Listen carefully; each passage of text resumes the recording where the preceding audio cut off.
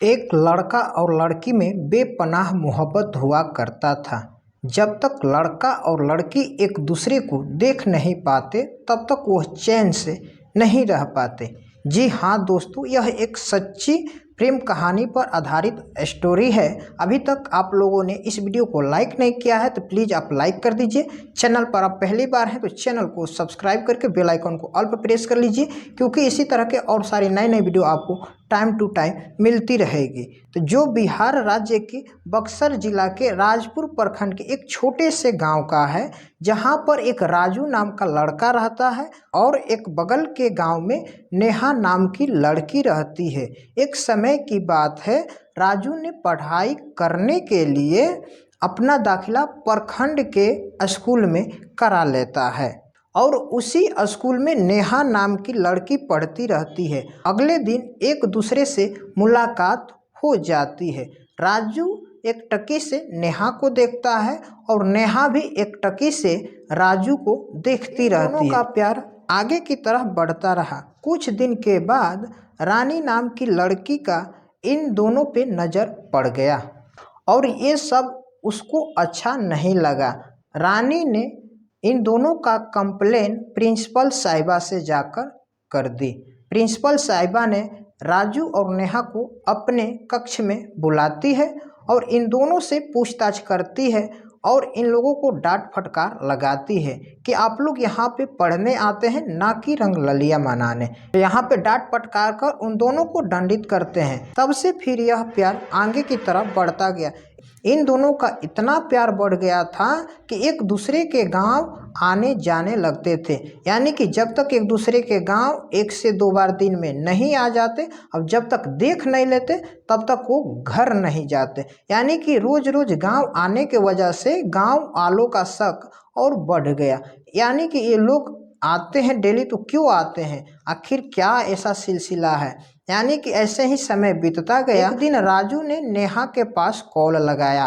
यानी कि उस कॉल को नेहा के पिताजी ने उठाया और यहाँ पे राजू ने दे दनादन नेहा के बारे में सब बोल दिया। सभी बातों को नेहा के पिताजी ने बड़ी गौर से सुन लिया और फ़ोन कटने के बाद नेहा से पूछताछ करना शुरू किया और नेहा अपने पिताजी को साफ साफ नहीं बता पाई, इसलिए उसको बहुत डांटने के बाद वो डर के मारे सिमट गई और सभी बातें सही सही बता दी। नेहा के पिताजी ने राजू के घर आए और उसके पिताजी से बात किया, आप अपने बेटे को समझा दीजिए, आपका बेटा बिगड़ गया है, मेरे लड़की के साथ फ़ोन से बातें करता है और मेरी बेटी को बिगाड़ रहा है। यानी कि ये सब बातें सुनने के बाद राजू के पिताजी का दिमाग गर्म हो गया और उस समय राजू घर पर मौजूद नहीं था।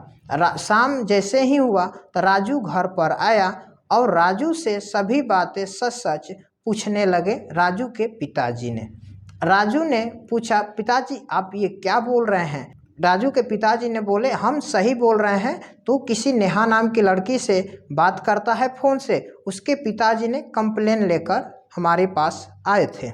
ये बातें को सुनकर राजू के सर झुक गया और वो कुछ बोलता तभी उसके पिताजी ने डांट फटकार लगाना शुरू कर दिया। कम से कम तुम अपना इज्जत नहीं करते हो तो कम से कम मेरा तो इज्जत कर लिया करो।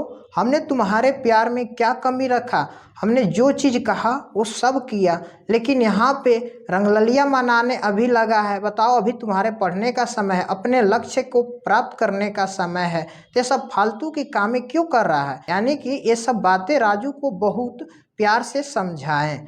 ये सब बातें सुनने के बाद राजू ने एक निष्कर्ष निकाला, आज के बाद किसी से मिलना जुलना बंद। उधर नेहा भी अपने पिता के डांट से डर गई थी, वो अब किसी दिन राजू से मिलने नहीं आती थी। राजू ने भी फैसला लिया, आज के बाद हमें अपने लक्ष्य को प्राप्त करने के लिए दिन रात एक कर देना होगा, भले ही इसके लिए हमें दिन रात दूनी क्यों न करनी पड़े। इन्होंने एक मकसद बनाया, इस मकसद के अनुसार अपना काम करना शुरू कर दिया। राजू ने छोटे छोटे क्लासों में प्रथम स्थान आया और धीरे धीरे वो आगे की तरफ यानी कि अपने सक्सेस को प्राप्त कर लिया। जी हाँ दोस्तों, राजू ने तो अपने मकसद में कामयाब हो गया। आपको यह स्टोरी कैसी लगी? राजू और नेहा के बारे में आपका क्या ख्याल है?